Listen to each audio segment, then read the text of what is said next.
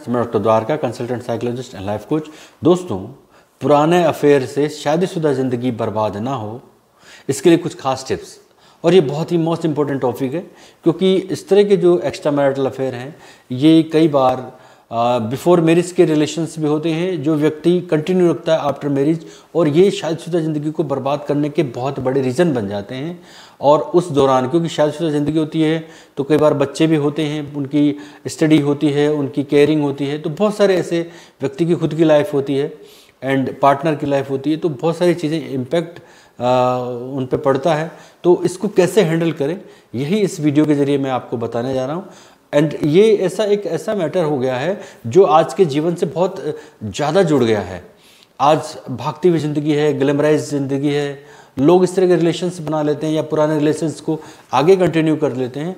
तो इस सिचुएशन को कैसे हैंडल किया जाए, यही इस वीडियो में मैं बताने जा रहा हूँ। तो जो मेरे चैनल पे नए हैं वो चैनल को लाइक करें, शेयर करें एंड इसको बेल आइकन प्रेस करें ताकि हर बार नई नई जानकारी आप तक मिले।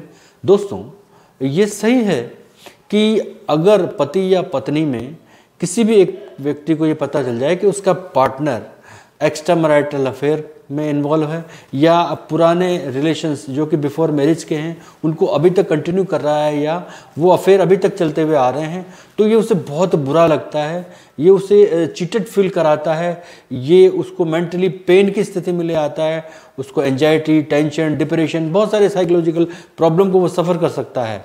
लेकिन आप ये याद रखें कि ये जो सारी सिचुएशंस हैं वो उस सिचुएशन से ज़्यादा डेंजरस हो सकती हैं जब व्यक्ति तलाक ले लेता है। यानी जब व्यक्ति तलाक ले लेता है इस कारण के चलते कि मेरे पार्टनर का बिफोर मैरिज का रिलेशन था, अफेयर था, जिसको वो कैरी कर रहे हैं या कर रही है, तो उसके बाद अगर वो व्यक्ति तलाक ले लेता है या तलाक लेने की प्रक्रिया में चला जाता है तो ये स्थितियाँ और भी डेंजरस हो सकती हैं, क्योंकि तलाक में एक व्यक्ति की बसी बसाई ज़िंदगी बर्बाद हो जाती है, बच्चों की लाइफ इम्पैक्ट हो जाती है, उस व्यक्ति की खुद की लाइफ इम्पैक्ट में आ जाती है, प्रभावित हो जाती है, वो अकेला भी जीना उसको पड़ सकता है। और विदाउट पार्टनर के जब व्यक्ति जीता है तो बहुत सारी प्रॉब्लम्स को सफ़र करना पड़ता है। तो इससे वो कंपैरिजन करें कि दोनों स्थितियां कहाँ हैं। अगर वो सिचुएशन को हैंडल कर सकता है तो उसको सिचुएशन ही हैंडल करनी चाहिए। और इसके लिए कुछ खास टिप्स जिन्हें मैं बताने जा रहा हूँ, आप उन्हें ध्यान रखें। और जो भी व्यक्ति इस तरह की प्रॉब्लम को सफ़र कर रहा है उसको एक बार इन टिप्स को अपनी लाइफ में आजमाना चाहिए, प्रयोग करके देखना चाहिए। नंबर 1 टिप्स, गलतियों से सीखें। देखिए फ्रेंड्स, जब व्यक्ति को ये पता चलता है कि मेरा पार्टनर इस तरह के रिलेशंस में है या उसका अफेयर अभी भी कंटिन्यू है, तो याद रखें, जब आपको पता ही चल गया है तो आप ये चीज़ ध्यान रखें कि आपका जो पार्टनर है वो सीरियल चीटर नहीं है। यानी कि वो लगातार इस तरह की गलतियाँ नहीं कर रहा कि वो एक के बाद दूसरा, दूसरे के बाद तीसरा, तो वो एक सीरियल चीटर नहीं है। वो भटक गया है, उससे गलती हो गई है, हो सकता है आपने समय पे ध्यान नहीं दिया हो सकता है आपने उसको समय पे संभाला नहीं हो या आपने सिचुएशंस को नहीं समझा हो।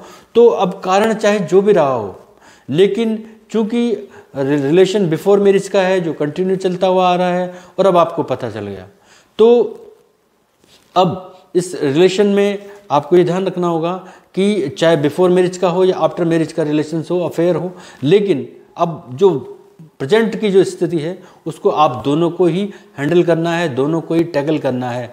तो आपको करना ये है कि इस स्थिति में, इस सिचुएशन में ब्लेमिंग से बचते हुए आपको प्यार से सारी प्रॉब्लम को, सारी चीज़ों को, सारी स्थितियों को टैकल करना है, हैंडल करना है। और जब आपको पता चल गया कि एक बार गलती हो गई तो गलती के कारणों पर विचार करना है और गलती दोबारा ना हो इस पर और अत्यधिक प्रभावी ढंग से विचार करना होगा ताकि इस तरह की गलतियां दोबारा लाइफ में ना आए।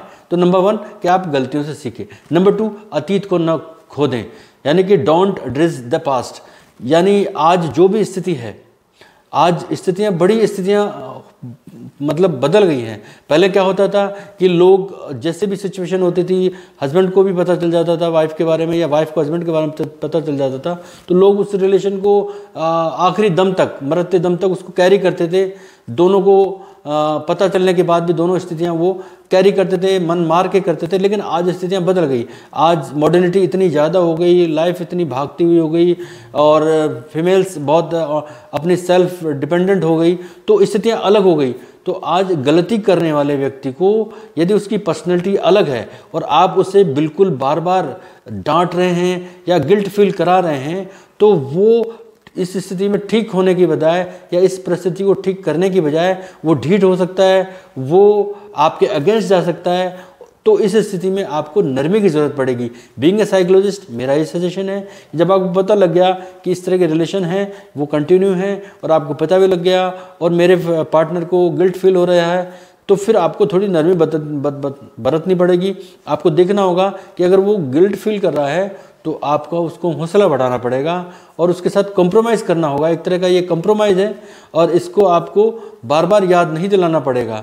तो ये बहुत ज़्यादा ज़रूरी हो जाता है इस तरह के रिलेशन में, जब व्यक्ति को पता चल जाए। तो क्योंकि आप याद रखें एक चीज़ कि यदि कभी घाव होता है तो घाव में हमें मरहम लगाना चाहिए, न कि उस घाव को कुरेदना चाहिए। तो हमें मरहम लगाने वाली एक्टिविटीज़ करनी होगी, हमें उस चीज़ को भुलाना होगा, हमें कॉम्प्रोमाइज़ करना होगा, हमें उसको बार बार गिल्ट फील नहीं कराना होगा। तो ये ध्यान रखें कि इस तरह के प्रयास आपको करने होंगे और उस अतीत को नहीं खोदना होगा जिस अतीत की वजह से आपकी प्रेजेंट खराब होने जा रही हो, प्रेजेंट लाइफ खराब होने जा रही हो या आपकी शादीशुदा जीवन खराब होने जा रहा हो। नंबर 3, आपको प्रयास अवश्य करना चाहिए। प्रयास इसलिए अवश्य करना चाहिए अगर आपको अपने पार्टनर के अफेयर का पता चल गया है, और ये अपने आप में एक बड़ी घटना है, इससे उभरना और भी बड़ी घटना है और लोग जनरली इससे उभर नहीं पाते हैं। बहुत से लोग इस स्थिति को या तो उस पार्टनर को अलग करना पसंद करते हैं या खुद अलग हो जाना पसंद करते हैं। तो ऐसी स्थिति में कई बार लोग, बहुत सारे कारण ऐसे होते हैं जिनके चलते व्यक्ति बड़ा मन महसूस के उस रिश्ते को कैरी करता है। और इसके कारणों में होता क्या है, व्यक्ति का खुद का व्यक्तिगत जीवन होता है जिसमें उसको सेटल करना होता है, फाइनेंशियल सिचुएशंस होती है मेन कि वो अपनी फाइनेंशियल स्थिति को कैसे हैंडल करेगा, या बच्चों की लाइफ होती है, बच्चों की पढ़ाई, शादी, बहुत सारी ऐसी चीज़ें हैं जिसमें व्यक्ति अपने आप को कॉम्प्रोमाइज़ करने की स्थिति में ले आता है और उस रिलेशन को कंटिन्यू रखता है, चाहे वो बेमन से करे पर उसको कंटिन्यू करता है।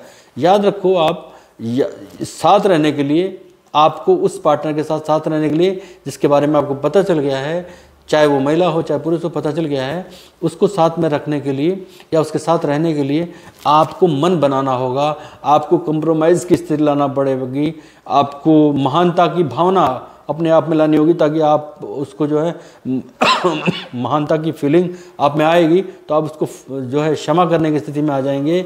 और इंसान ये भी याद रखना होगा कि इंसान को कब, कहाँ और कैसी स्थिति में इस तरह के कार्य करने पड़ जाते हैं या इस तरह की सिचुएशन में वो चला जाता है, तो ये याद रखना पड़ेगा।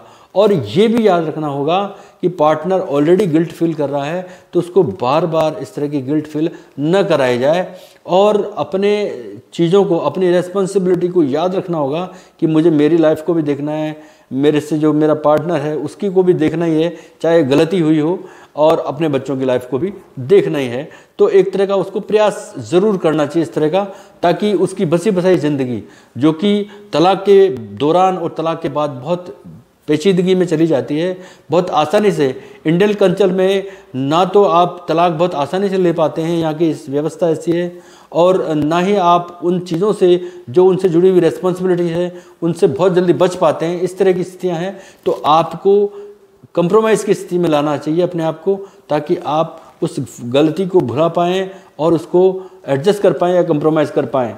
नंबर 4, आप तुलना न करें, तुलना करना भूलना होगा। देखिए दोस्तों, ये डोंट डू कंपेयर, ये एक ऐसी, या डोंट मेक कंपेयर, एक ऐसी स्थिति है कि आप जब भी किसी भी स्थिति में क्यों ना हो, चाहे बच्चों के भविष्य की हो, किसी भी एज में, किसी भी सिचुएशन में, एक ये जो तुलना करने वाली जो भावना है, ये जब आप हटा देते हैं तो बहुत सी चीज़ें अपने आप सही होती हुई चली जाती हैं, सही होती हुई चली जाती हैं। एक बार जब आपको पता चल गया कि चीटिंग हो गई है, आपको बुरा लग रहा है, आप मानसिक रूप से परेशान हैं, आप गिल्ट फील कर रहे हैं, तो आपको ये भी ध्यान रखना होगा कि आप इस स्थिति की तुलना ना करें पहले वाली स्थिति से, यानी अफेयर वाली, ना तो अफेयर वाली इस स्थिति से करें, ना अफेयर वाले व्यक्ति से करें, ना और अधिक अपेक्षाओं की तुलना करें।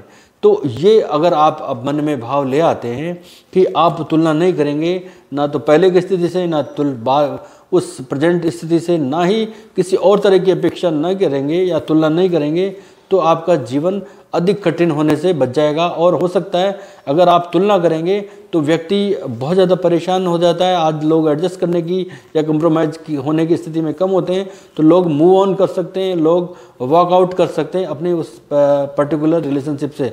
तो ये आपको बहुत ध्यान, और तब और स्थिति और खतरनाक हो जाएगी, तो आपको ये ध्यान रखना होगा।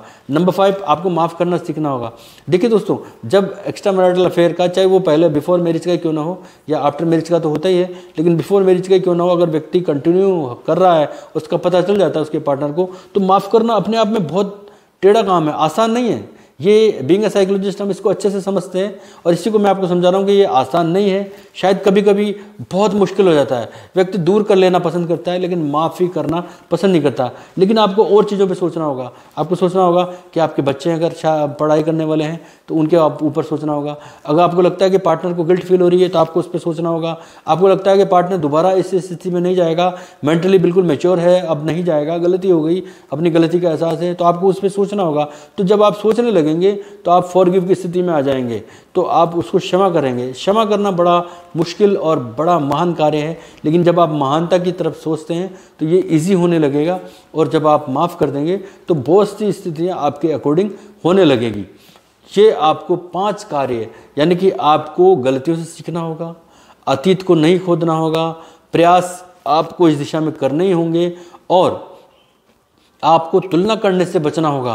किसी भी स्थिति से आपको तुलना करने से बचना होगा, और आपको माफ़ करना सीखना होगा, या माफ़ करने की स्थितियां आपको पैदा करनी होगी, ताकि आपका अच्छा भला जीवन, जो कि एक अफेयर के चलते ख़राब हो रहा है, आपके बच्चों पे इम्पेक्ट आ रहा है, आपकी लाइफ पे इम्पेक्ट आ रहा है, तो आप उससे अपने आप को बचा पाएँ, और अपने जीवन को, हो सकता है कुछ समय बाद वो स्थितियाँ नॉर्मल हो जाएं और आप एक अच्छा जीवन जीने की स्थिति में आ जाएं।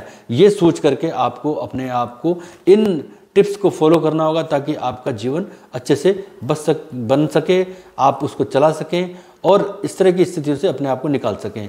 दोस्तों, कैसा लगा ये कमेंट करके ज़रूर बताइए। कौन व्यक्ति किस तरह की सिचुएशन को फील कर रहा है, किस तरह की स्थिति को जो है गुजर रहा है, वो कमेंट के जरिए ज़रूर बताएं, और मुझसे सजेशन लेने की अगर इच्छा रखता है तो ज़रूर रखें। धन्यवाद।